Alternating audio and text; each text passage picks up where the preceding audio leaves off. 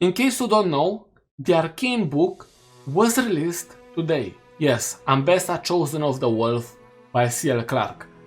There are 3 parts in total, and up until this point I listened to the first part. I will give you my initial thoughts, and well, without any spoilers of course.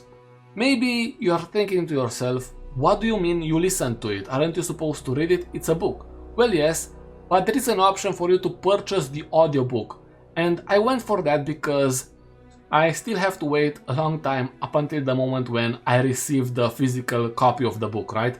I will start by talking about the voice acting, which I think is very important whenever you refer to an audiobook. And I will say, Ellen Thomas, who voices Ambessa in Arcane, does a very good job voice acting the audiobook. All of the voices she does are recognizable and easy to understand, or at least to me.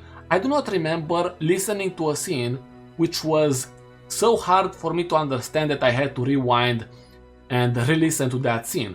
It's something I had trouble with in the past whenever I was listening to other audiobooks, and I had to rewind time and re-listen to certain moments because the voices were not as clear. Sure, English is not my first language, so that's a factor as well, but I believe you will not have any problems, or at least I doubt you will have any. I could be wrong, but in the first part of it, I could say it was a very enjoyable moment and very fluid from start to finish. Okay, now I will talk about the story, the lore. Well, it's a big one, a big subject to talk about, but it's interesting, and well, I will keep this section spoiler free, so don't worry. I can definitely say that I enjoyed the first part from start to finish. Now, I'm not sure if I'm gonna keep the same opinion whenever I'm gonna finish the book, or rather whenever I'm gonna finish listening to it, but we'll see what's going to happen whenever I'm going to post that video. I can go further and say, someone who knows nothing about the League of Legends lore or the Arcane lore maybe will find the story a bit overwhelming. However, I'm not sure what to say about it. I do not have the perspective of someone who knows nothing about the lore. But if you're someone who knows nothing about it, tell me your own opinion in the comment section. It will be very valuable to know what someone who knows nothing about the League of Legends lore or the Arcane lore thinks about this story. On the same line of thinking, but this time if you're someone who knows the League of Legends lore, you will definitely find many moments where you will be like, oh wow, this happens at this point in time, and this character speaks to that character, this character mentions that character, stuff like that, right?